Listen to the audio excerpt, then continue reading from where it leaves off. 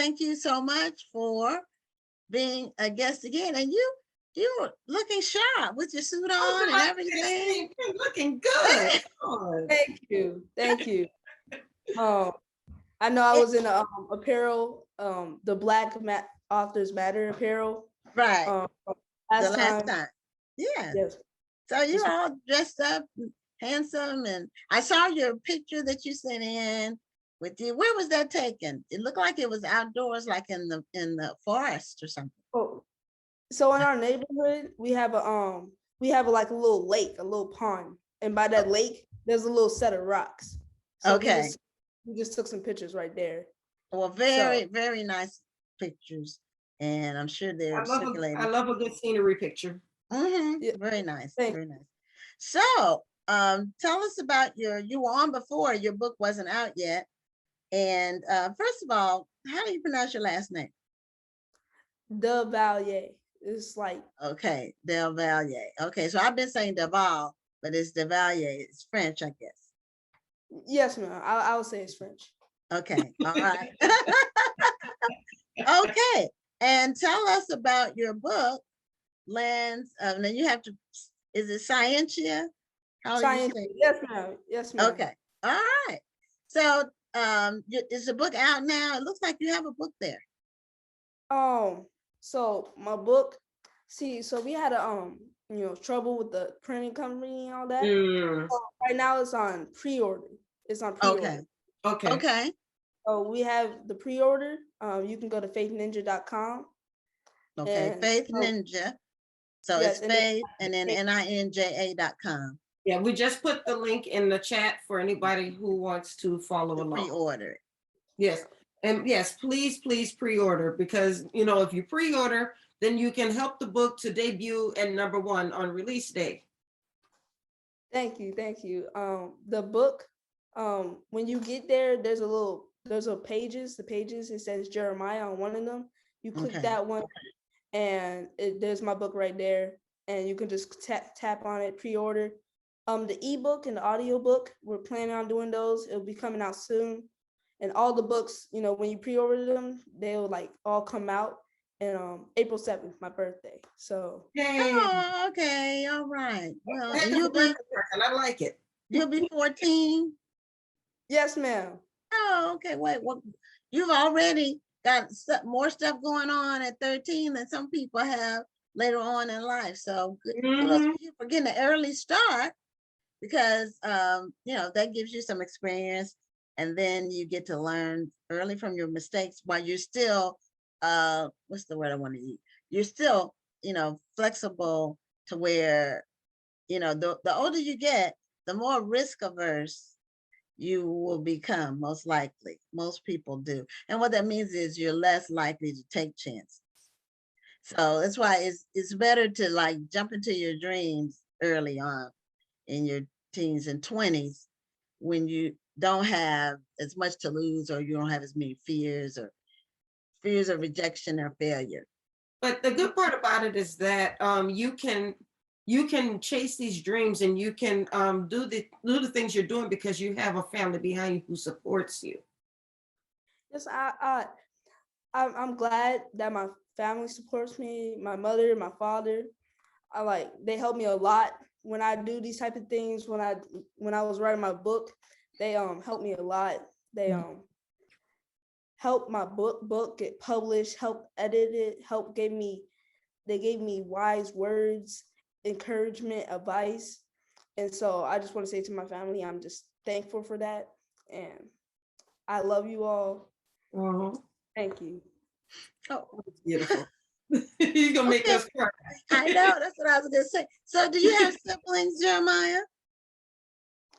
I actually have 4 siblings. Okay. It can be a mess sometimes. It can be fun. It has its ups and downs, having a lot of siblings. But I would have to say it's better than having no siblings, at times. Like, I feel like I have, like, if you have that power, like, you can make your siblings disappear. Snap of a finger, you can have them gone, and then you can bring them back. You have to think of the movie Home Alone. He was family, And they left him by himself by accident. He thought he could just enjoy the house by himself and have some peace and quiet, but then he missed his family. See, that's what's gonna happen. Don't you make your siblings disappear. Yes, yes, One ma'am. thing about having siblings, you have to learn to share. And Yeah. throughout life, you'll need that because you'll be sharing with your spouse or whoever you and your children when you have them. But children who are like my daughter's an only child, and she's my only child. She has older siblings that my husband from a previous marriage, but they're old enough to be really her parents in a way almost. So she always says she wishes she had siblings. So when you're only child, you're born siblings. When you have a lot of siblings, you say, well, maybe not as much. But this is, whatever world you live in, that's the world you're in. And you learn to operate and flow in that situation, whatever it is. So tell us about your book and what it's all about. Well, my book is really just a sci-fi novel, just about 3 middle school kids traveling to a mysterious island where they find out they have to make this journey to save the animals and inhabitants of the island, and just kind of like there to kind of like protect everybody on there. And on the way, on the journey, you kind of learn real science facts and all, facts about science and animals and stuff like that. Now, are the teenagers, do they have special powers, or have they been given a special mission? How did they get into this? So I'm trying not to spoil this. I'm trying not to spoil No, yeah, don't give spoilers. We don't want Like, give an spoilers. overview. Give an overview. They kind of get these necklaces. Let's just say that. So they kind of get these necklaces, and then like some way, I'm not trying not to spoil it. Some way they like magically transport to this island where they're given this mission to save the island, and these they get special powers and special suits and all that, and they kind of like discover themselves and their powers during the journey of the book. Okay, we'll leave it at that. We don't want you to give away too much. I got to worry about my readers. Yeah, right. So what age group is your book targeting? Targeting, I would say late elementary, 3rd graders, 4th graders, 5th graders, early middle schoolers, 6th graders, 7th graders. But really, I just want it for everybody, like, everybody just to read, just to pick up a book, just to, it's a book that you can just pick up, read, walk away feeling like you learned something. And I feel like it should be for everybody. Is it a graphic novel, or is it just are the pictures just on the cover? I think we talked about that the last time. It's just on the cover. That's what I thought I remembered, yeah. Okay, so it's a chapter book? A chapter book, yes, ma'am. Okay, and about how many pages are in the book? Is it less than 100 or is it more than 100? It's 120. Okay, all right, so it's not too thick, but it's a good size. Right, that's a good size for a chapter book of for that level of reading. I like that. Yes, ma'am. Thank you. So what made you sit down and say, okay, I want to write this story about these teens and make it a book? What motivated you? What was the spark that made you do that? As you know, from my previous interview, I have a love and an ease in science, a love for science. Always came easy to me. And I was drawing. I was scribbling. Let's just say that. I was doodling. And I had drawn these, I had drawn a lion, a monkey, and an alligator and all that. I just gave them names. And at the time I was thinking about something completely different. And then me sleeping, me thinking, and I was thinking about a couple of my friends. I was just thinking about what if we went to this island and all that. There was something to do. And so I just, kept on thinking about it. some ideas I have just kind of like drift away slowly, just kind of die on their own. But like this one kind of stuck on me, and so I could just like I was writing it, and when I finally got an idea what I wanted to do, I kind of looked at my doodles, and I kind of had a picture in my head, and I just took out my computer, went to Office, and I just went to Word, and I just started typing. Okay. Yeah. So it just came to you. It's like, you know what? I need to do something with this. It's in my head. I need to get it down. I tell people that all the time. Get it out of your head and onto your computer or onto paper. You can always go back and play with it later, but you just have to get that story out, because if you don't, you're going to forget it. Now, what if you had just been lazy that day and said, oh, I'll just write it down later? You could have forgotten that story. Yes, ma'am. I feel like I wouldn't even be here wearing this nice suit, talking to you all. I feel like I might not even be here. Probably not if you hadn't had a book. Yes, ma'am. So I'm actually glad that I actually got up, got my computer open, and actually started typing. Now, how long did it take you to finish the book? How many months or years did you work on it? Now, like the whole book, like the whole process? No, just Or the book itself, the concept writing. of the book. Yeah. March 2020 to August 2020. So I'll say about 5 months. 5 to 6 months. That's a good length of time. Yeah. So you had like the summer, a lot of the summer where you were able to Yes, work on it. I would go out. And I'm a multitasker, so I like multitask. And I'll Okay. just go out, I'll play some music, just sit down, enjoy the warmth of the sun. I just love summer. Summer is just my season. And I'll just sit down, I'll just start typing and all that until it's like time to go inside, or I had to do some chores, or whatever just needed to be done inside. Okay. So in other words, you were being a responsible young man while you were writing. You didn't just say, okay, I have to write. I can't do anything else but write. Yes, ma'am. I could say that. I'll say that. Okay. Okay. So have you shared your writing journey with your friends, and what do they think about it? So, okay. So with that, so I started to. So I was telling my friends I'm gonna write this book, and you know how some kids they like start on something, they like want to do something, and then it's kind of like 30 years later, it's kind of like, look at this thing I did as a kid. It's kind of like pages, and the 2 pages that you wrote, and you're like, man, just forget about it. You kind of just put the computer down, you just forget about it. And They thought that's what you would do.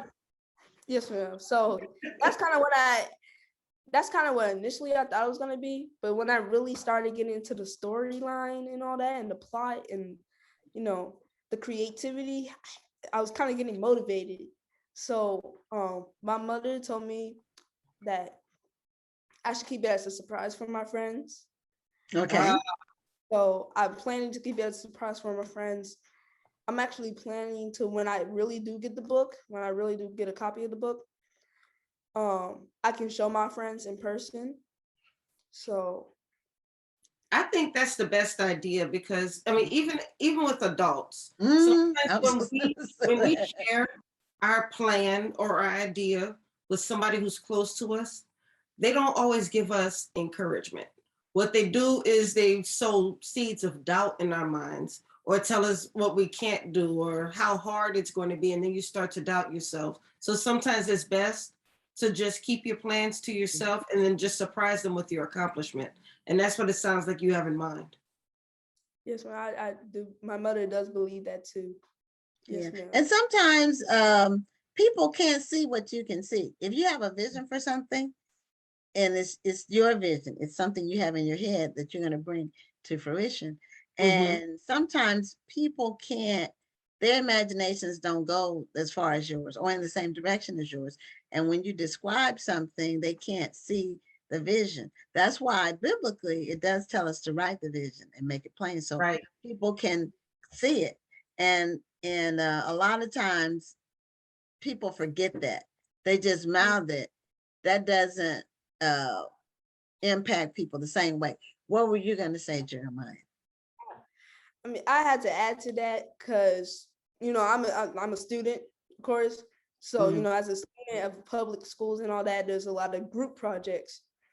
Okay. And, you always have to compromise. Like sometimes when somebody has that good vision, good thing, you also have to worry about, oh yeah, the other students over there. You had that great plan that, oh yeah, I'm gonna get an A on this. And then you just like realize, oh, the students over there. And they realize they're in your group. And then you had to like compromise, get their ideas, compromise and all that. And it's not as great as your idea. So I feel like I could relate to that. I can definitely relate to that. I like the way you said that. Sometimes it's not as great as your idea. It happens. And guess what? It's going to keep happening throughout life to you. When I had the idea for Black Authors Matter TV, it was just an idea. And then, but I asked God for an idea during the pandemic. I asked God for a creative idea to continue to promote authors and books. And then I just had like the skeleton for it in my mind. I wrote some of it on paper. And then I emailed or texted Rhonda, or maybe I called her. I can't remember. And I asked her what she thought. I did one of them. And I said, what do you think about this? And would you be willing to do it with me? And she didn't hesitate. And so it was about a month from idea to the live show. So I feel that's amazing. yeah, it was about 1 month because I knew I needed some kind of graphics, or I needed, you need a visual. So I have a good team, graphics, and we had to have some good guests. So on the first show, Rhonda was a guest. And then we were supposed to, and I want to give you this information so you can know sometimes things evolve into something that you have to be flexible and be able to flow with the flow. So when we did the first show, Rhonda was a guest, there were 2 other guests. And we were going to originally trade off. 1 week I would be the host, and then the next week she would be the host, and we would alternate. But the synergy worked so well on the first show that we just did the show together from that point.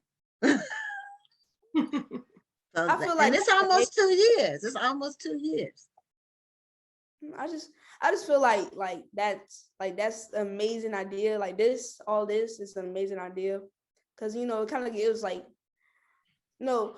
unheard, unknown Black authors able to be able to get a voice. And that's what we wanted to do. Right. The voice of their books, of what they created, to make people hear what they've written. I feel like that's amazing. I feel like thank you so much. We appreciate that. But now I know you have some plans. Once your book is out, because we've already posted the link for anybody who's looking for it. We've posted the link so you can go in and pre-order this young man's book. He needs your support. But now let's say the book is out. What is your next plan? Do you want to write more books? Do you want to use this book to maybe create some more platforms? What are you planning on doing? So I have plans for making this one book, just this one book, a sequel.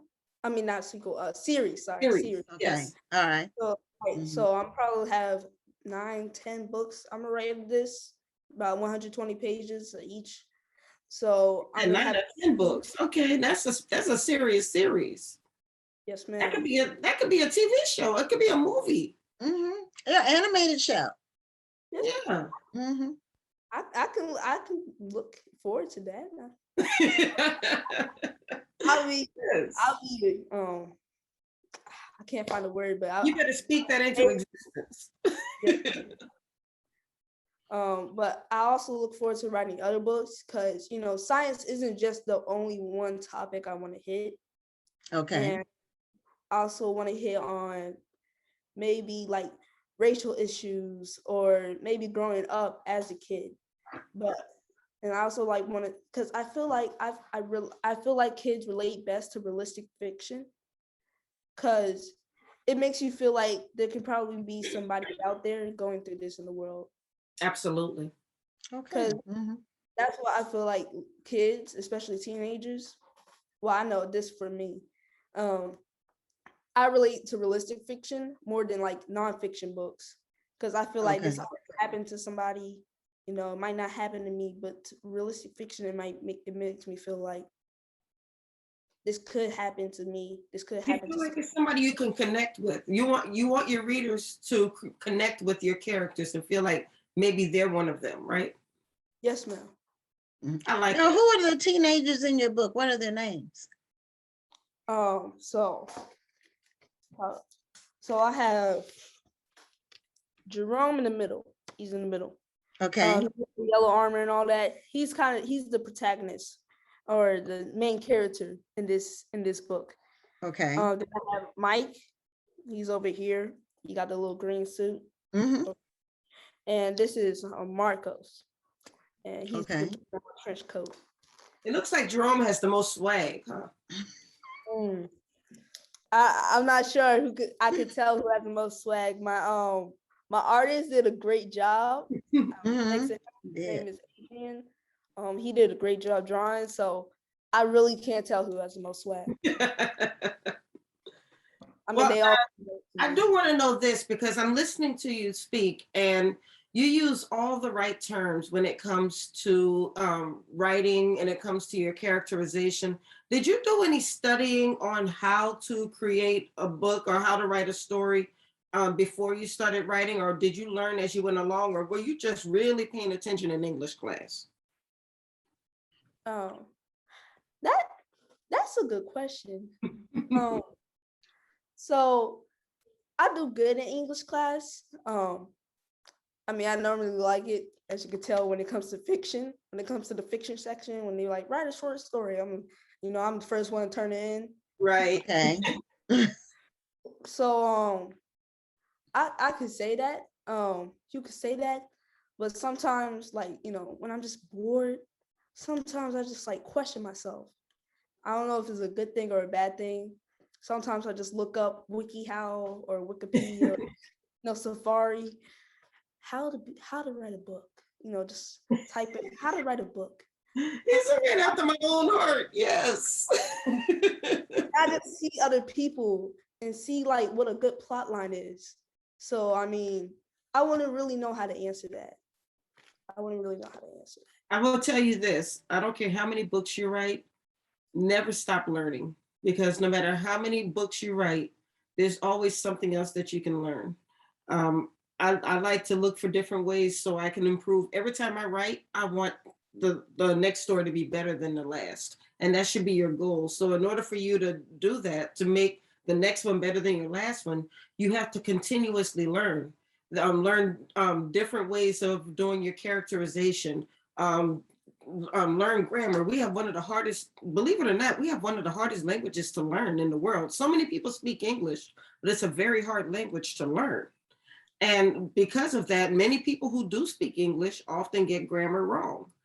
So that's why it's always good to continue to study so you can strengthen your skills. And that's something I try to pass off to the authors I work with quite a bit. Let's continue to learn. So that's what I want to pass on to you, is just continue learning, never stop learning, and never stop improving, because it looks like you have a great foundation so far. Yes, ma'am. And something else too, it's good to read books. Some authors that I run into say, well, I don't really read other books. Well, shame on you. That's what I don't say that to them, but I can always learn something from reading someone else's writing. I'm reading a book right now that is really, really well written. It's an author that's been on the show. I'll talk about it next week, but it's an author that's been on the show. It's her first novel.